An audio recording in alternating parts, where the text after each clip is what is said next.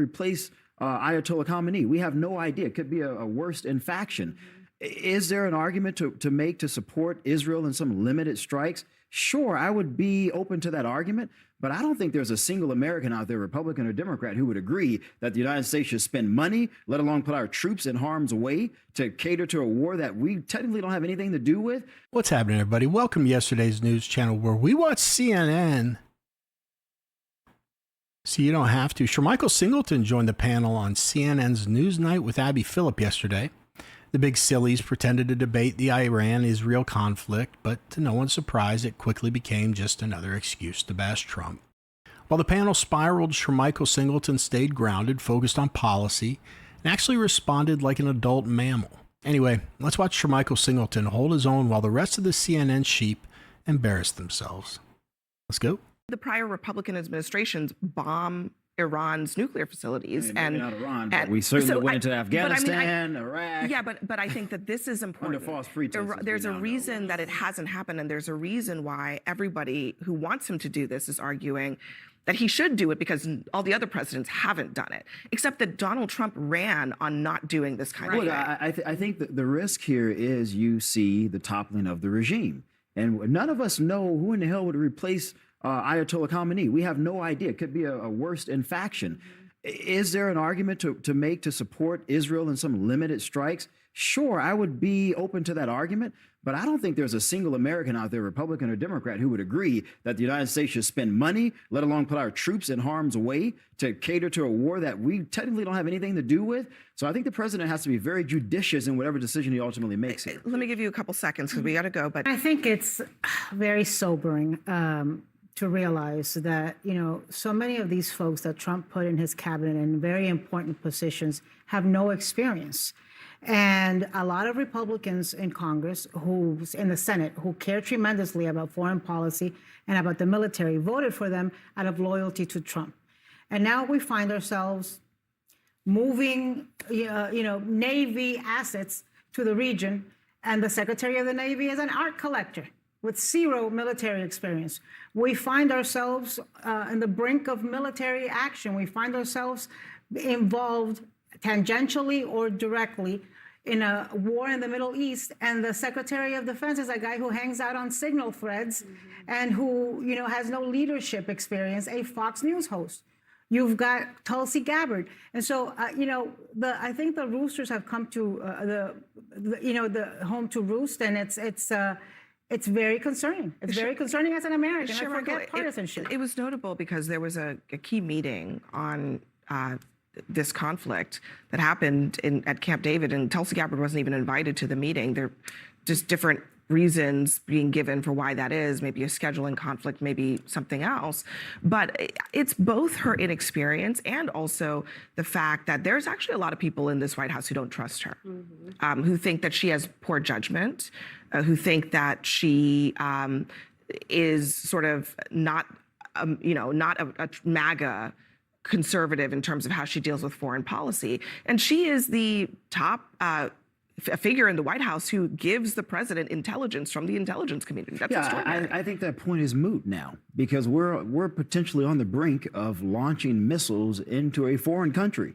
And so regardless of what you think about these individuals' experience, the people who are around them, those career individuals, are going to have to advise the hell out of them to make the best decisions to advise the president. My hope is that the president doesn't make this decision. I don't think that this is going to end well for us because there is the opportunity for Iran to retaliate. And if they do that against the bases we have in the region, we will have no choice but to further this. And there's not a single American who wants to send their sons and daughters to another conflict in the Middle East, trillions of dollars potentially of taxpayers. We can't afford it. Right. So I think we has not been on the same page about this. First of all, Marco Rubio came out and said, well, we had no idea what was going on. And then days later, Trump was like, oh, no, we knew everything that was going on. And now we have Tulsi Gabbard, who is an accused Assad asset, by the way. We shouldn't forget that.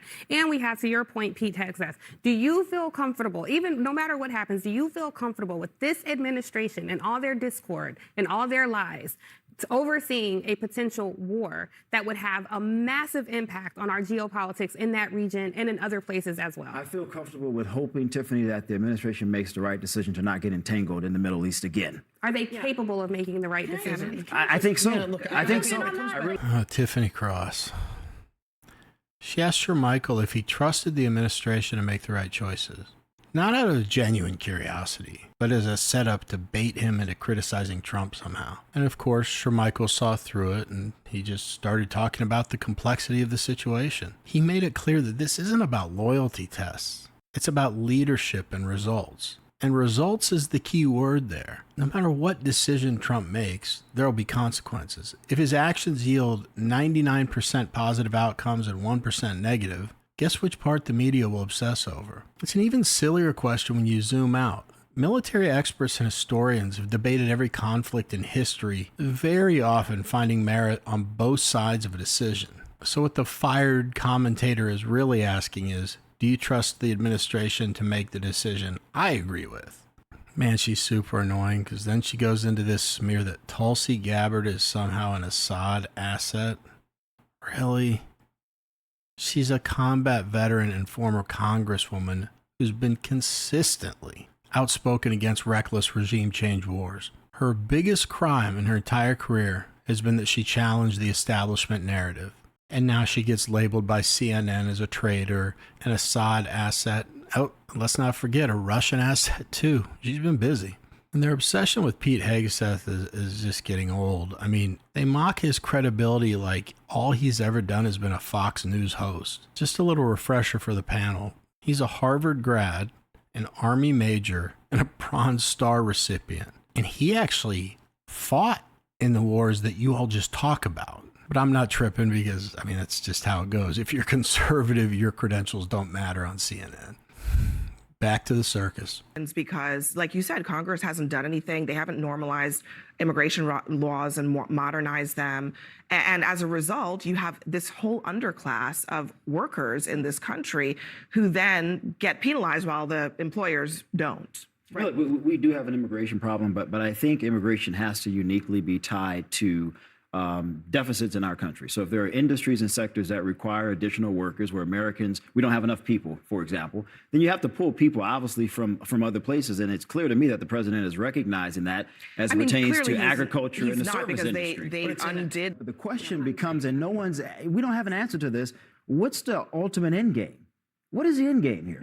If the current regime topples, who in the world are we advocating to lead Iran? All right. We don't have an answer to that question yet. The fact that you have a director of national intelligence who you're claiming is not irrelevant, I'm claiming is not qualified, is incredibly concerning as we are at the brink of war. And I think, him being surrounded by military experts running the DOD and in high positions who could, at best, play battleship as part of their qualifications is very, very concerning. All right, we got I think it's a coming little up naive to next say for that he's not us. getting good intelligence. President Trump is now. Did you guys hear Abby?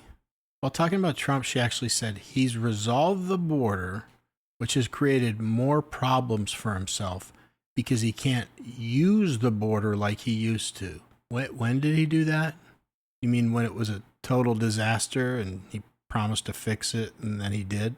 The thing that's so irritating and revealing in that comment is how Democrats genuinely can't imagine a politician doing something simply because it's the right thing to do.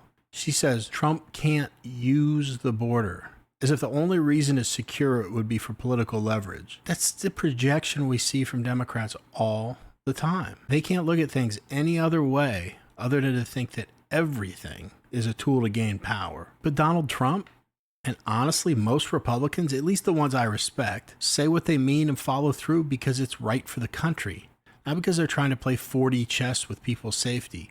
Abby, if you venture outside your little scumbag bubble, there are a lot of people out here that do what they say they're going to do without an ulterior motive.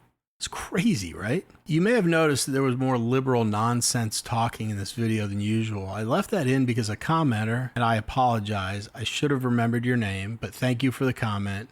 A commenter said that they'd like to listen to some of the liberals' nonsense sometimes for a good laugh, referring to the fact that I usually minimize their screen time as much as possible to shield you from the pain that I endure by doing these videos for you. So as I was watching this, I was reminded of the comment, and very quickly when I heard how much nonsense was spewed over the course of a couple of minutes, I thought, give the people what they want. I mean, it was loaded with BS. I mean, we got Anna Navarro criticizing Trump's cabinet for no other reason that she doesn't like that Hegseth hangs out on Signal threads, which, I mean, I know what she's referring to, but I don't get that if it was supposed to be some kind of burn or something. I don't.